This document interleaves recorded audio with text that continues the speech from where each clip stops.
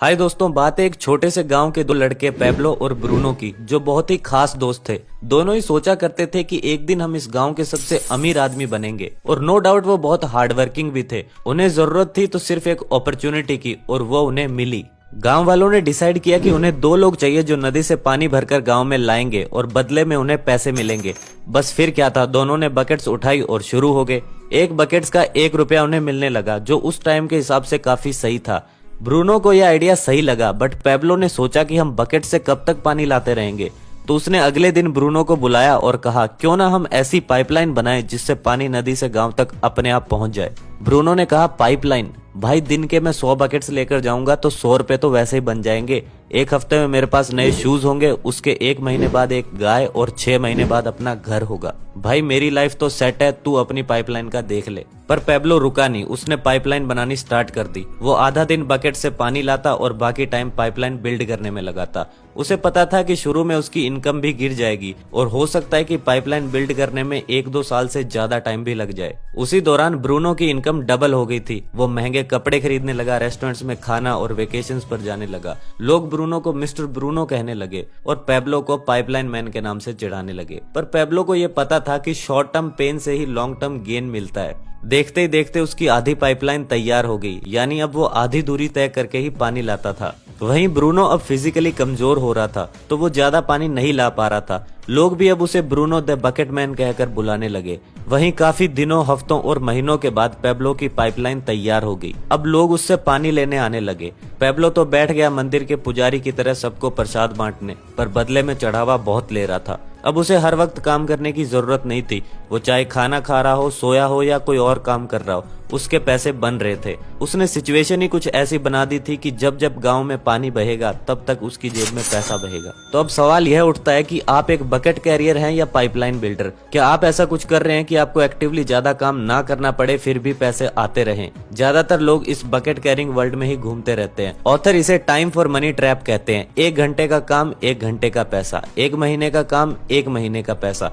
मतलब जिस दिन आपने काम नहीं किया उस दिन के पैसे नहीं आएंगे। यानी जो सिक्योर जॉब का कॉन्सेप्ट है वो सिर्फ एक इल्यूजन है, जिसे कोविड जैसी सिचुएशंस तोड़ देती हैं। अगर ब्रूनो 1 हफ्ते के लिए बीमार हो जाए और काम पे ना जाए तो उसे कितने पैसे मिलेंगे? 0। असल में पाइपलाइन ही एक ऐसा तरीका है जिससे इंसान टाइम फॉर मनी ट्रैप से बाहर निकल सकता है। अब समझ लेते हैं कि इंसान इस ट्रैप में फंसता कैसे है। स्कूल टाइम से ही हमें ये सिखाना चालू कर दिया जाता है कि कैसे हम एक बकेट कैरियर बन सकते हैं। अगर हम ज्यादा हार्डवर्क करेंगे तो हमें सौभाग्य मिलेगा और बड़ी बकेट्स कैरी करने का।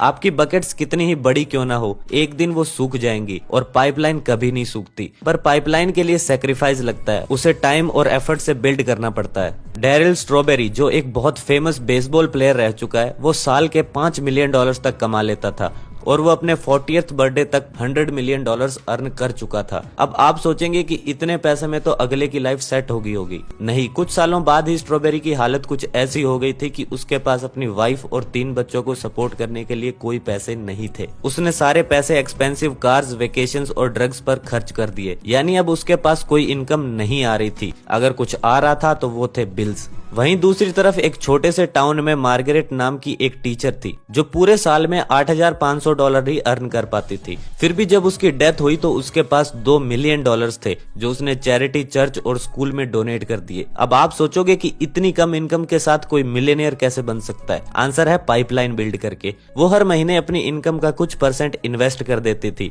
जो कि बाद में वेल्थ बन गई। मार्गरेट ने यहाँ लेवरेज ऑफ मनी का यूज किया। लेवरेज जिन लोगों को नहीं पता, बता दूं कि ये एक ऐसा तरीका है जिसमें कम एफर्ट के साथ हम ज्यादा रिजल्ट्स निकाल सकते हैं। जैसे गुटनबर्ग की प्रिंटिंग प्रेस के आने से पहले बुक्स को हाथ से लिखना पड़ता था, जिसमें कई साल लग जाते थे, और आम लोग इसे अफोर्ड भी नहीं कर पाते थे। अगर किसी को 1 पेज लिखने में 1 घंटा लग रहा है तो इसका मतलब 100 पेज लिखने में 100 घंटे लग जाएंगे। वहीं प्रिंटिंग प्रेस के आने के बाद 100 कॉपी सिर्फ 1 घंटे में ही प्रिंट होने लगी। यानी कि अब 100 दिन का काम 1 या 2 दिन में ही हो सकता है। इसे लेवरेज कहते हैं। लेवरेज 2 तरीके के हैं, leverage of money and leverage of time. Leverage of money की हम पहले बात कर चुके हैं, तो अब समझते जानते हैं लेवरेज ऑफ टाइम क्या होता है। मानो आपको कोई रेस्टोरेंट ओपन करना है, अब उसके लिए आपको चाहिए होंगे वेटर, शेफ, डिशवॉशर, क्योंकि आप हर काम अकेले नहीं कर सकते। आपने 10 लोगों को हायर किया, 1 घंटे के 100 रुपए के हिसाब से आपने उन 10 लोगों को 1 घंटे में 1000 रुपए दे दिए। आपकी मानो रेस्टोरेंट पर 1 घंटे में 10,000 की सेल हुई, तो सारे एक्सपेंसेस निकालने के बाद भी आपके पास अच्छा प्रॉफिट बच गया। आपने यहाँ पर 10 लोगों से 1-1 घंटा ले लिया, यानी कि आपने 1 घंटे में 10 घंटे का काम करवा लिया। इसे कहते हैं लेवरेज ऑफ टाइम। आपको अगर वेल्दी बनना है तो लेवरेज का यूज तो करना ही पड़ेगा। अब जब आपके पास पैसे की पाइपलाइन बिल्ड हो जाए तो आपको पता लगेगा कंपाउंडिंग के पावर के बारे में, जो आइंस्टाइन के अकॉर्डिंग इस दुनिया का 8वां अजूबा है। चाइना में एक राजा हुआ जिसे चेस गेम बहुत पसंद आई और उसने सोचा कि इस गेम के क्रिएटर को कुछ इनाम मिलना चाहिए। अगले दिन राजा ने उस क्रिएटर को एक विश मांगने को कहा। उसने कहा, आप कुछ चावल के दाने ले आओ और चेस के पहले स्क्वायर पर 1 दाना रखो और अगले हर स्क्वायर पर उसे डबल करके मुझे दे दो। यह बात सुनकर तो राजा बहुत हंसा। उसने कहा, बस इतनी सी बात। जिन लोगों को नहीं पता मैं बता दूं कि एक चेस में 64 स्क्वायर्स होते हैं। उसके बाद स्क्वायर्स पर काउंटिंग शुरू हुई, 1, 2, 4, 8, 16। ऐसे करते करते काउंटिंग 32,000 के पार पहुंच गई और अभी भी 48 स्क्वायर्स बाकी थे। तब राजा थोड़ा घबराया। उसने अपने नगर के सबसे बड़े मैथमेटिशियन को बुलाया और हिसाब लगाने को कहा।